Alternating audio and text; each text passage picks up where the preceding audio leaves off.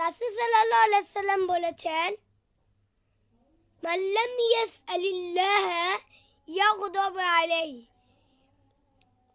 যে ব্যক্তি আল্লাহ তাআলার নিকট দোয়া করে না, আল্লাহ তাআলা তার উপর রাগান্বিত হন।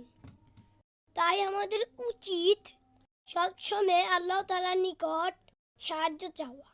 তিনি আমাদেরকে সকল বিপদ থেকে রক্ষা করার একমাত্র মালিক। আল্লাহ তাআলা পরম দয়ালু, দয়াময় ও অশেষ রহমতের মালিক। আল্লাহ তাআলার নিকট সাহায্য চাইলে আল্লাহ তাআলা কখনো তার বান্দাদের হতাশ করেন না।